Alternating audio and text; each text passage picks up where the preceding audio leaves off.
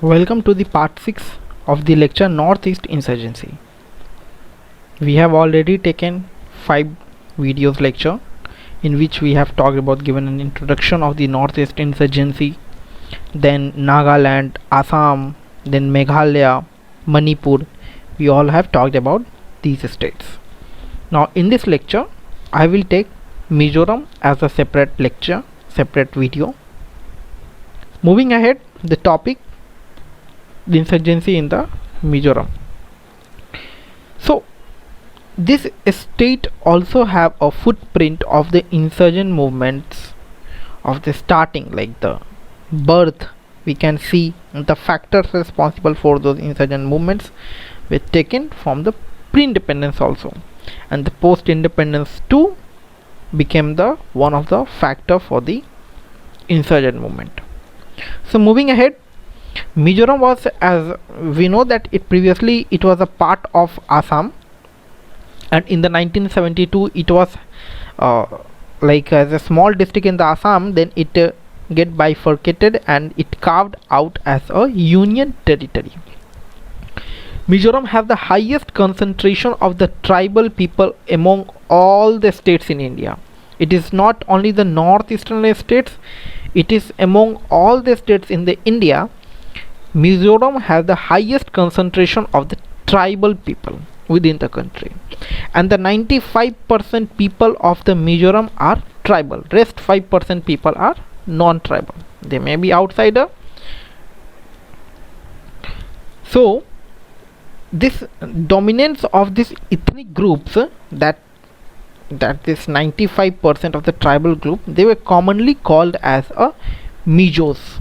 Okay, they are commonly called as Mizos, which is an umbrella term, that is an common term used to refer the collection of the tribes and the ethnic clans comprising the, that is the Hamar, Slai, Mawa, etc., that is of the Mizoram, that is present there, and as a common term we call it as a Mizos, that the Bihar people known as the Biharis and all. In the same way, this ethnic group is known as the Mizos. So largely they were migrated from the Southeast Asia, if the historical will say that from where they came.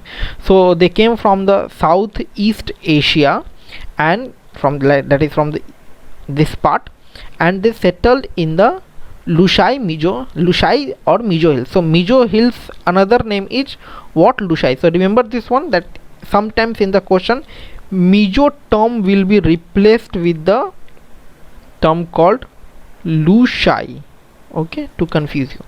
So that they settled in the Mizo Hills or the Lushai Hills. So Lushai Hills is the part of Patkai range. We'll see this range also in the geography lecture. So Mizos are closely related to the Chins, which are the native of Myanmar. These are also one of the tribe. So they are closely related to the Chins, that are the native of the tribe. So and cookies found in the Mizoram. In the Mizoram lecture we have seen it, and the Manipur, that cookies we will find in the Mizoram and Manipur too, that some part of them. And the non-Mizos tribes are Chakmas, that is they are Buddhist, came from the Bangladesh, that who were native to the Chittagong area of the Bangladesh, and they fled the regions due to the religious persecution in the East Pakistan, that they were mostly Muslims there. So at last they failed and they settled in this region. So this may be also one of the outcome for the formation of the insurgent movement within the state. Okay, so this Chakmas also have a significant presence in the state of Assam, and large part of the Chakmas are settled in few parts of the Mizoram, and one of the important tribes in the Mizoram, that is the Chakmas. Further, they referred under the scheduled tribes, and the few autonomous districts were set up as per the 6th schedule. We have already discussed that as per the provisions. So these states are included where some special provisions were given to the scheduled tribes as per the Indian Constitution, and they further shares the border with the Assam, Manipur, Tripura, Bangladesh and Myanmar. So the insurgent movements happening within the state, they will get the safe haven from these area, and they may get the support from the outside state, from the other insurgent movement that is present in the Assam, Manipur and Tripura. Tripura is now not violence area, now it is a silent one. that is normalcy has been restored. So moving ahead, whether this state also had a normalcy restored or not, we will see in this lecture. So what are the tribal communities present in the state? So there are 3 tribal communities which has been granted autonomy and the flexibility by granting autonomous district under the 6th schedule. Under the 6th schedule that is provided in the constitution. Which are the 3 tribal communities? They are Chakmas, Lai and the Mara. With regard to their religion, Christianity is the popular, and is, remember, this is a very important line, it is one of the 3 states of India with a Christian majority. So which are the other 3 states? That it has a majority of 87%, almost you will see sometimes 90% too. Nagaland is the first one and Meghalaya is the third one. It means Mizoram is the second one in the Christianity majority. Okay, so the first is your Nagaland, then Mizoram, then Meghalaya. So Mizoram is a highly literate agrarian economy but with the poor crop yields. Why? Because they are dependent upon the old cultivation method, that is slash and burn method, where they will cultivate 1 year, then they will burn the whole land, and ultimately then again they will move to the other land for the cultivation for the next year. So this type of practice of cultivation does not produce good yield. Ultimately they are literate, but the yielding of the crop, the method they are using, are not rich. Ultimately the crop yields are very low. So based on the shift and burn cultivator, that is commonly known as the Jhum cultivation, which leads to the poor yields, and it has emerged as a transit point for trade with the Myanmar and the Bangladesh due to the strategic location of this Mizoram. So Mizoram is playing an important role in the Look East policy. What is Look East policy? We will see in the last lecture of the Tripura. I will discuss it there. So moving ahead, so what are the factors responsible, if we see from the pre-independence point of view, for the Mizoram of any insurgencies or any they don't want to unite with the Union of India? What are the reasons with the pre-independence stage? What are the factors present at that time? So the local dissatisfaction, local were dissatisfied with the Lal. Who is Lal? We will see just now. So it is a system of village, that is chieftainship system. It is a system of village which is part of a Mizo culture, and under this culture village administration is handled by the chieftain or Lal. So in the starting it was not based upon the heredity, it was by the choosing them. Ultimately over a period of time it became hereditary, and this caused the problem. They started to become arrogant and they started to overcome over the villages. Ultimately this was a cause of dissatisfaction between the local people. So the chieftain or the Lal is responsible for managing the agricultural land, settling disputes and the socio-economic welfare of the tribe. But over a period of time this system turned into an autocratic system because the chieftains or the Lal were not appointed by the direct elections or any merit but on the hereditary system. This created dissatisfaction between the people. This is dissatisfaction between the people. Okay, so the another one we will see, the British colonial policy treating Mizo inhabited area as an excluded area. Why excluded area? We will see. So this was implemented. Why the excluded area? This was implemented as a ILO. In that is, we will just see here in this lecture.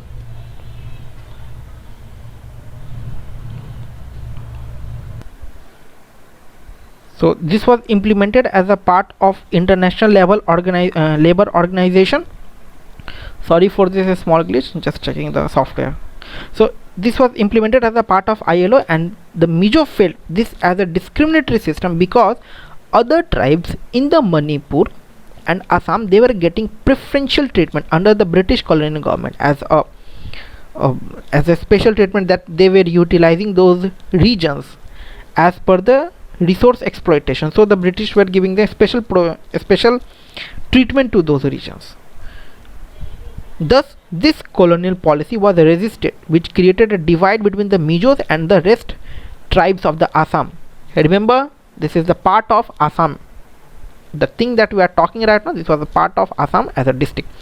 So when India was about to take independence, some of the Mizo groups approached British government and asked the British to keep the Mizo areas out of the Indian Union, because Mizo felt there is a cultural disconnect with the mainland India, as they were a Hindu majority state. So in 1946, a political organization was set up in order to represent the interest of Mizos, but eventually the Mizo hill areas integrated into the Indian Union became a small district in a large state of Assam, and this was done against the will of the people. So again, this was a cause of one dissatisfaction. One dissatisfaction was because of the Lal system, chieftainship system. Another because of the merger with the Union of India. So the integration of Mizoram into India was against the Mizo people. And if we see the post-independence, in the next slide too, post-independence, Mizo was suffered the backwardness and the lack of development opportunities like the other states, other eastern states. So the lack of development opportunities like the basic facilities like the education, healthcare system, or the jobs, unemployment. So these are also became one of the reasons from the post-independence of the dissatisfaction between the people. So Mizos believed that the state government has discriminated among them as they were biased toward the Assamese. So as a result, they felt Assamese has asserted their dominance over them, and the state government is sensitive to their concerns and demand. And late 1950s, ultimately this factor leads to the dissatisfaction among the Mizo people and the sense of alienation among the Assam and the rest of the India. See, the sense of alienation, that is the loneliness, is only the one of the problem. It's the common problem that emerged in the northeastern states because of not taking care by the mainland Indian government, that is the central government, and this led the movement of insurgent movement within the states. So the post-independence, the factor responsible, as I've explained in the previous slide too. So the late 1950s, there were two major developments which provided the immediate trigger for the rise of insurgency in the state. The causes were Motam famine of the 1959, and another the declarance of the Assamese language as a state language in the 1960. These two are the most important factor from the post-independence for bringing up the insurgent movement in the Mizoram. This was the one of the most important reasons for the dissatisfaction between the people. What do you understand with the Motam famine? See, when the bamboo, that is the bamboo tree, grows, after the 20 years it gives flowers. Okay, it gives flowers, and after at that time these seeds fall on the ground. Ultimately, when the seeds fall on the ground, as we can see, the Mizoram is highly dominated with the bamboo tree. So ultimately it means the seed that is falling on the ground, it is at a very high quantity. It is a very high that is very large quantity. So ultimately rodents feed on those seeds, and when they feed, ultimately they will produce, the number of rodents increase as per the reproduction and all processes. Thus what happened, when the seeds, they will eat all the seeds, then they will move towards the agriculture land.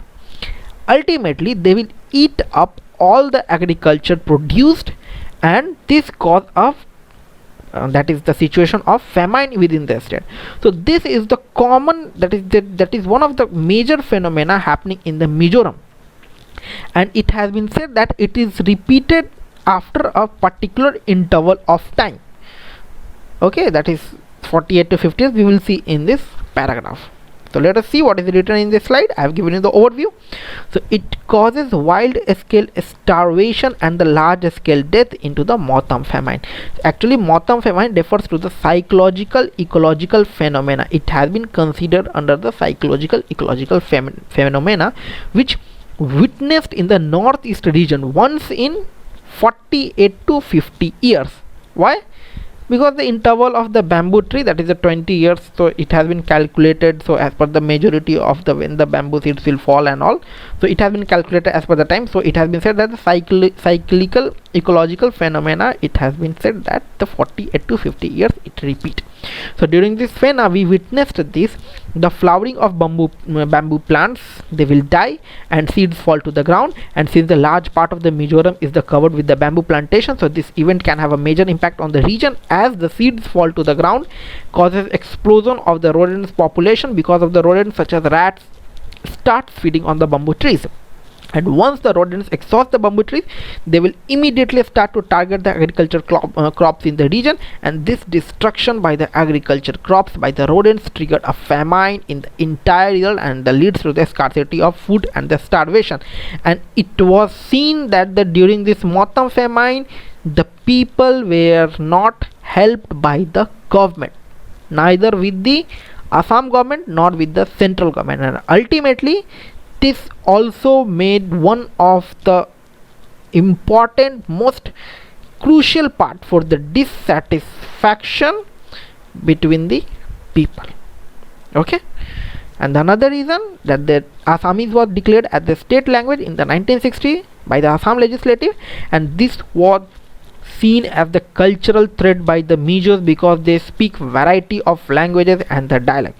So above two regions were the reason in the rise of insurgent movement in the state of Assam. Okay, so to deal with the impact of, that is how the deal with the impact was done, what happened at the time we will see, as the Indian government did not do anything. So to deal with the impact of famine, and lots of death happened during that time, so to deal with the impact of famine, a social organization front was set up that was known as the Motam Front of Lal Denga. Lal Denga was a person who raised this organization against the famine for the region. So later this organization was renamed as the Mizo National Famine Front, MNFF, Mizo National Famine Front. So this turned into a political organization because the founder of this organization was Lal Denga, and his followers felt that the state government and the government of India are ineffective in dealing with a natural disaster, and it was true. They did not give a care to these regions during this famine. Okay, so the next year 1961, as this it happened in the 1959 to 1960, so in the next year 1960 they renamed this organization, that is the Mizo National Famine Front, and the main objective of this organization was to achieve sovereign independent state, complete independence from the India, because even the state is not responsible, and even neither state nor the government is taking responsible for these regions, for these issues, for these disasters. So moving ahead, MNF, Mizo National Front, that was the Mizo National Front, famine front was formed, MNF. So during the 1961-66, Mizo National Front was operating as a political organization which was seeking independence from India, but later Lal Denga started cultivating military wing by acquiring arms, training and the money through the support of East Pakistan and the China, and they were further getting safe haven in those regions, that is a hostile neighbors, that was East Pakistan and the Myanmar. East Pakistan, that it was seen that that is ISI was helping them during that time, and even they are getting support in the Myanmar regions as a safe haven by the NSC and Khaplang faction. So in March 1966, Mizo National Front under the leadership of Lal Denga declared independence and insurgent war against the government of India, and this is also represent the state agency hostile neighbors helping non-state agency MNF with an intention of destabilizing India. See what this statement means. that MNF under the leadership of Lal Denga declared independence and insurgent war against the government. So this represents a state agency, that is the hostile neighbors, that is outside the India also too. They were helping whom? They were helping the non-state agency MNF. It was a non-state agency, it was not by the Indian government.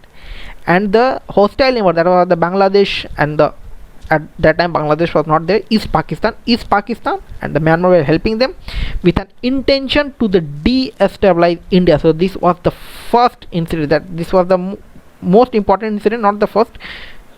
This happened and came into that is the front of the government of India. So we will see that government of India responded very harshly against this insurgent movement. So ISI was playing very significant role in their training. They were training them, they were giving training, arms, weapons, money to those insurgent group, that is the Mizo National Front. Okay.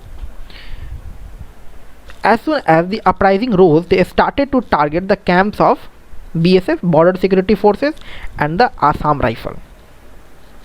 So what is the responses of the government and the Mizo government to this insurgent that is group and the Mizo Peace Accord that was signed? So the government of India responded with an immediate massive counter-insurgency measure by the army, and they used maximum force by deploying Indian Army and the Indian Air Force. See, Indian Army and Indian Force are trained to deal with the outside enemy that is not an Indian citizen. For the Pakistan issues and all, they are trained for such kind of military operations, but the government used them for the Indian citizen, that is the MNF kind of thing. They are ultimately Indian citizens, so they used this force for the northeast insurgency present in the Mizoram. As a result, insurgency was crushed within a few weeks and normalcy was restored. Thus, Indian government gained a complete control over the Mizoram, and this was seen as a very important success of the Indian government against the insurgent movement in the northeast India. Indian Air Force was ordered by the government of India to carry air strikes against the rebel camps. This is the first and only incident. Remember, this is the first and only incident where Indian Air Force carried out air strikes in its own civil territory. They are not trained to deal with the internal security issues, but the government of India used it against them, and ultimately they got control over the Mizoram. So thus a strong response of the Indian government weakened the Mizo National Front MNF, and hence they scaled down their demand for complete independence, and instead of starting requesting for the separate state within the Indian Union. Ultimately, in the starting, their demand was for complete independence from the India, and after this strong response by the Indian government, they dropped down, they scaled down their demand, and ultimately now they were demanding for a separate state within the Indian Union. And we will see that Indian government many a times have shown flexibility in their operations, in their decisions. Many a times we will see that Indian government has signed a peace accord. Similarly, here also we will see Indian government will sign a peace accord, and we will see that it will get separated from the Assam also. In the first, it will see as a union territory and all. Okay, so but few attempts were made to revive the activities, but the Indian Army Security Forces never made them opportunity to regrow. That it was like again they tried to regrow, but the security forces never allowed to grow, and as a result, government of India shows some flexibility, and that is the Mizo National Front was has already laid down its demand. So thus Mizoram was established as a union territory in the 1972, and later we will see it will get a separate statehood and now it was like the bifurcation from the Assam. Okay, so this was seen as a very important success of the Indian government. So MNF was not satisfied completely yet, so it continued to struggle, and in between it even tried to revive the insurgent but failed every time due to the security forces. Finally, in the 1986, in the 1972, it was formed as a union territory, and bifurcation from the Assam happened, and in the 1986 Mizo Peace Accord was signed with the Mizo National Front, which brought Mizoram insurgency at complete end, and in return MNF was brought to the political mainstream, and later Mizoram became a separate state in the year 1987. So once insurgency was brought down, AFSPA was immediately removed, because AFSPA was trained for AFSPA was always a controversial kind of situation. I have already explained in the all the lectures. Here also, like AFSPA always came under a controversial situation because of a fake encounters, rape kind of situation, molestation to the people. That kind of thing came in the news. That complaint came, and even some cases proved it true. So that's why again the AFSPA has been removed, and government started focusing in development and better livelihood for the opportunities. So MNF fought elections, and current CM of the state, see, the current CM of the state was one of the top insurgent leader of the MNF, and even traveled to Pakistan and China during their covert operations, that covert assistance from this agency. But today the same individual has taken part in the political process under the Indian Constitution, and this clearly highlights the success of the Mizo Peace Accord. And thus main expert says the Mizo Peace Accord should be a lesson to the government of India to deal with such insurgent movements. Now we will see the success behind this insurgent movement. So the factors for the success for the Mizo Accord, why it is a success, why we but not success in the other states, why the government did not send that amount of force in the other states like Indian Air Force and the Indian Army. We will see that Indian Air Force and the Indian Army are acting as a passive role to count with those insurgent groups in the other states, but here in the Mizoram they were in the active role. So under the Mizo Peace Accord, sincere attempt was made to provide for on and all exclusive identity for the Mizo people, as the demand for the MNF was for the separate independent country, not for a particular one ethnic tribe. Okay, like they're completely separate one for the demands they were making for the separate complete independence from the country. So instead their demand was on the basis of common geographical location, not made on ethnic lines. It was not on the ethnic lines, it was at the geographical location, which includes Mizo Hills. So this demand of the Mizos were completely different from the other northeast insurgencies, because in the other northeast insurgencies it was based on the tribal people. They were demanding for the separate state for the separate one, like the Naga for the Nagalim, then we will see cookies for the cookies land and all. Okay, so both the center and the and other things, both the center and the insurgents were flexible, like the peace accords were being signed in this year, and it was success one. And the role played by the Mizo civil society is also very important in ensuring the success of Mizo Peace Accord, especially the church and the students.